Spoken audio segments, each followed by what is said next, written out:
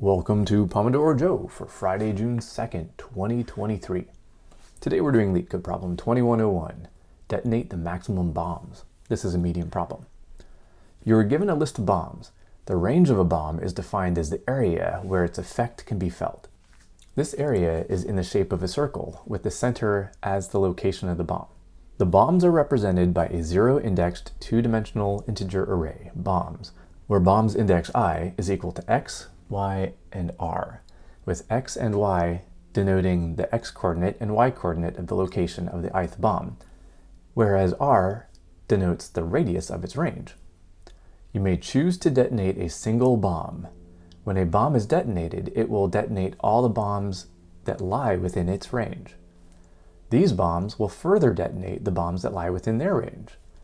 Given the list of bombs, return the maximum number of bombs that can be detonated if you are allowed to detonate only one bomb. Okay, and then we have some examples here. So we've got two bombs. Looks like the purple bomb could detonate the green bomb, but the green bomb cannot detonate the purple bomb. So if we choose to detonate the purple bomb, we'll get 2, and the answer is 2. Example 2, looks like neither bomb will detonate the other, so our answer will be 1. That's right. And then in this one, oh man, it looks like there's a bunch of bombs.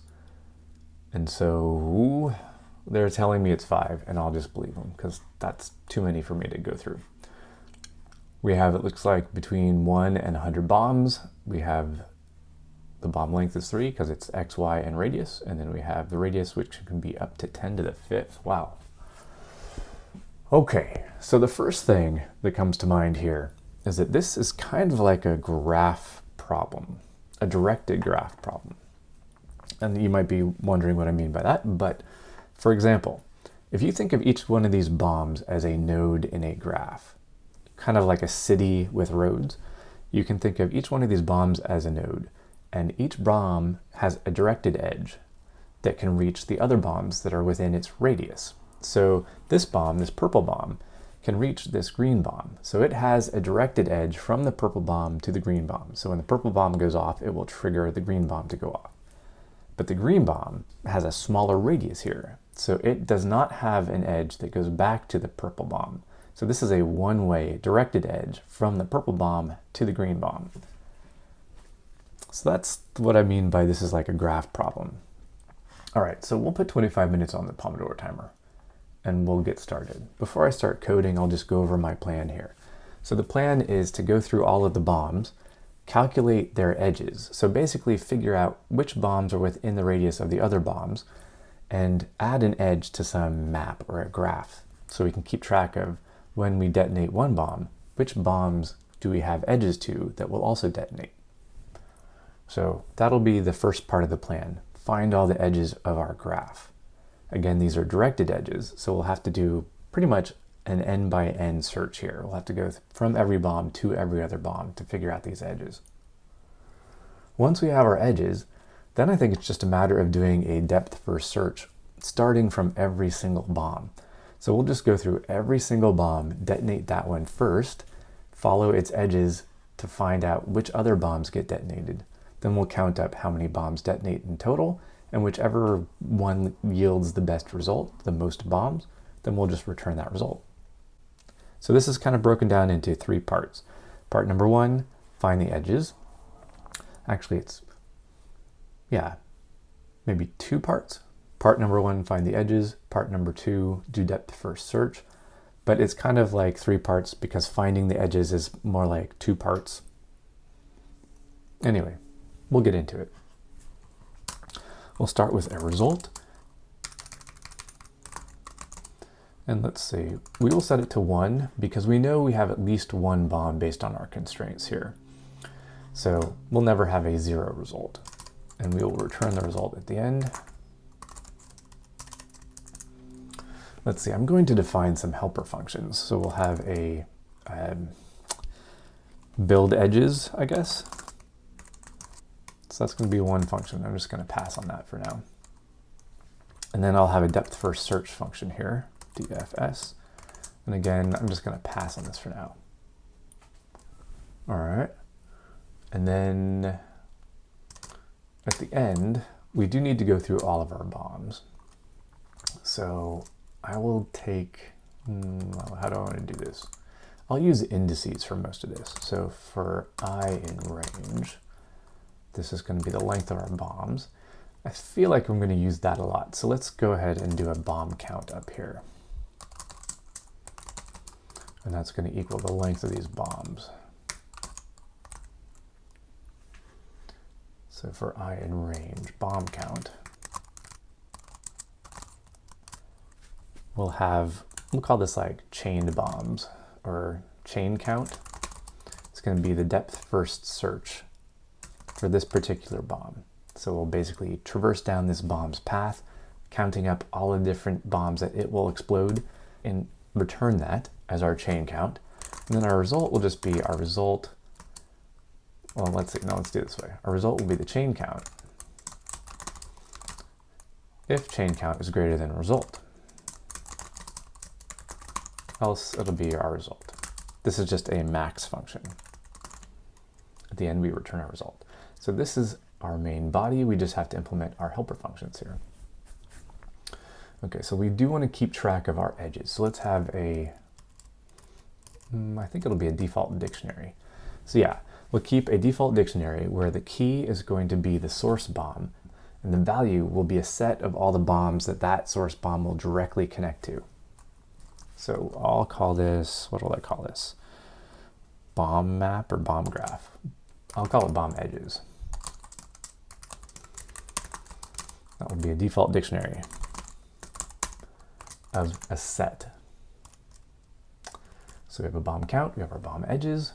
We have to go through, build our bomb edges, and then we'll do the depth first search. Okay. So build edges. When we build our edges, we're going to need a couple other pieces. We'll need to know basically the distance between two bombs. Actually, that might be all we need. So let's create a function here. So distance or bomb distance. I'll just call it distance. We'll have a bomb 1 and a bomb 2. Now for our distance calculation, this gets into a little bit of trigonometry. If you don't know this, you could always look it up, but it's good to sort of brush up on your trigonometry for some of these types of problems. So in trigonometry, you have a triangle, you have a right triangle, you have a squared plus b squared equals c squared. So that's saying one leg, the two right angled legs of the triangle, a squared or a and b. If you have a and b, a squared plus b squared, so the two shorter edges of the triangle, will equal the hypotenuse length squared. So that's c squared. If you don't remember this, again, I'll maybe leave a link in the description. You can brush up on your trig. But the key here is knowing a squared plus b squared equals c squared. Now, to find our distance, we'll have to do a squared plus b squared and then take the square root. But unfortunately, square root operations can be expensive. We don't really need to know our true distance in this case. That's one of the keys to solving problems like these. You do this a lot in 3D type games. When you have to calculate if something's within a distance, you don't actually need to know the true distance between them. You just have to know that the a squared plus b squared is less than or equal to your c squared. So you can square your radius, check to see if your a squared and b squared are less than the square of the radius, and then return that. So we'll actually return the distance squared. I'm going to call it distance 2. So for this, we do need to have the deltas. So we have dx, and that will just be, let's see, b1 at index 0 minus b2 at index 0. And our dy, that's our delta in y, that's b1 in the y coordinate minus b2 in the y coordinate. And then we can return essentially dx squared and dy squared. So we'll do power of dx. Actually, maybe instead of doing a function call, it'll be easier to do this. Dx times dx plus dy times dy. So this should return our a squared plus our b squared, and that's our distance squared. The other thing we might want to do is actually create a mapping of all our radiuses squared, because we're going to be doing that a lot. It's not a big deal. Let's not do it for now. We can always do that as an optimization later. All right. So now let's build our edges. So for every starting index in range, for our bomb count, so we're going through every bomb, we'll have a source bomb. And that will just equal our bombs at this index. And then for every j in range, and this we can just go from this bomb, so I plus 1, to bomb count.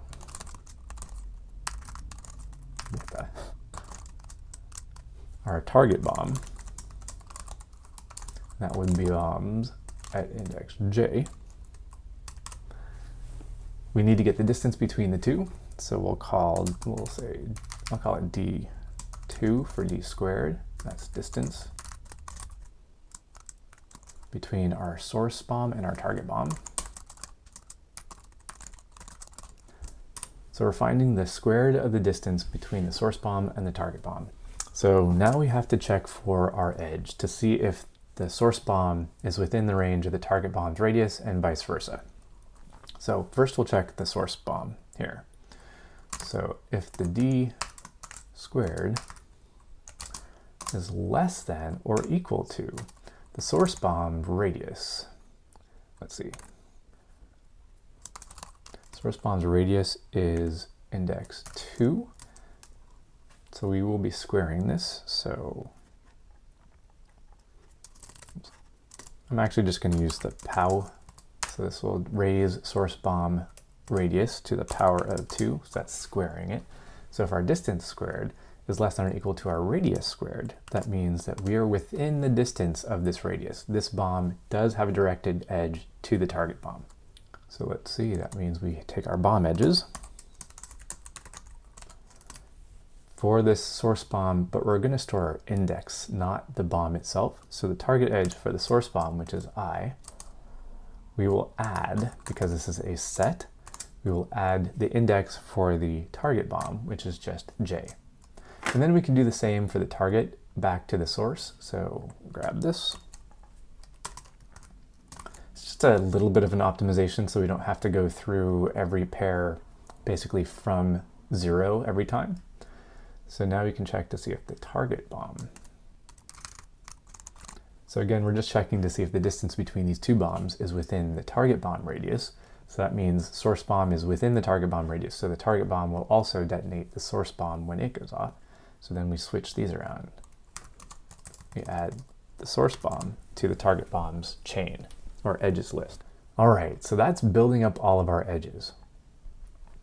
So it looks like we only need to do this once. So maybe I won't even have this extra function. We'll just do this from the start. We'll just start like this. We need to change our indentation.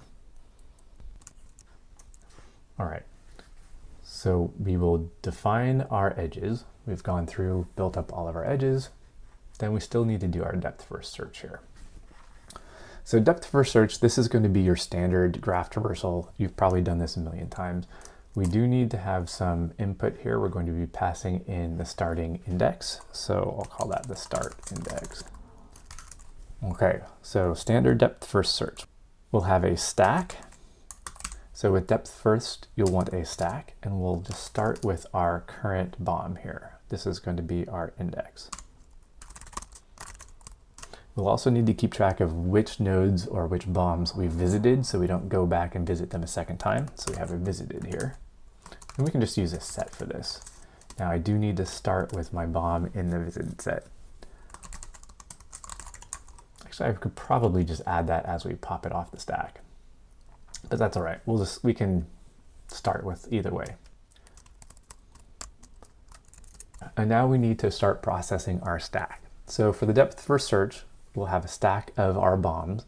We'll pop one off the top of the stack, basically find of all of the bombs that it's connected to, push those onto the stack, add them to the visited list, and continue until we run out of bombs on the stack. So while we have a stack, we'll just pop a bomb off the stack. So this is the bomb index. And we do pop at -1, so that means we're popping from the right side. So this is the last in, first out, so it's a stack. And this gives us a depth first search. All right, we'll add this bomb index to our visited here. Actually, since we're already doing this, we'll be doing this as we add the bombs to the stack. So let's skip this part for now.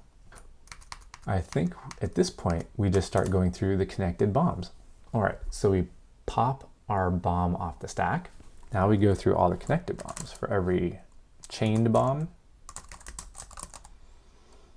I'll just call it every bomb. Let's see, we need to go through all the bombs edges here. So we're going through all the bombs that are connected, directionally connected from this bomb. So for every bomb in the bomb edges for this bomb, we will add them to our visited list, push them on the stack. So visited, we'll add this bomb, and then we'll push this bomb onto our stack. All right, but we do want to make sure that we're not pushing the bomb on the stack if we've already visited this bomb. So let's check here. The bomb is in visited. We'll just continue.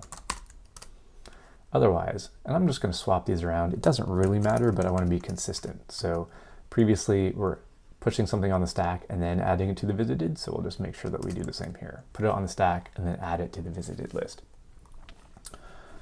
Okay, so we add our bomb. It'll keep going through until we run out of bombs on the stack. We're only pushing them on the stack if they're not in the visited list. Then at the very end, we'll have a list of all the bombs that we visited or we'll have a set of all the bombs that we visited in our visited set. So we can just return the length of our visited set here. So that's all the bombs that we were able to visit after blowing up this starting indexed bomb. So down here, when we do our loop through all the bombs, we will be getting out basically all the bombs that this bomb was able to trigger. That's the chain count. We'll check to see if it's better than our current chain count or our current result. And if it is, then that result becomes, or that chain count becomes the new result. Okay. Wow, this took a long time, but I think we're done. Let's see how this goes. I probably have a ton of typos. No, it works. Okay, let's submit this and see if we can pass all the runtime checks. It might be too slow. There are things we can do to speed this up, so let's check it out. No, we actually pass. I'm a little bit surprised by that. And we do pretty well. We beat 80% for runtime and 9% for memory, so that is not bad at all. Okay, well, I think that is going to be it for me, actually. We're pretty low on time, so there's not a lot I want to go through to speed this up. We could do little things like this radius squaring that we're doing. We could actually do that once because we're going through this so many times. We could just do that once, store it someplace, just cache it so we don't end up doing it over and over and over again. That's one thing we could try. One thing we could do, we could, no, I was going to say we could make this a recursive solution and just add caching to this, but I don't think that that would actually speed this up. I think this is actually pretty good. Anyway, I think that's it for me. We are going to finish up here with 80% for runtime and 9% for memory, so not great, but not too bad. There's room for improvement here, so check it out. See if you can do better. All right, hope you enjoyed this. Hope you had fun. Hope you learned something. Hope you can go out and write better code.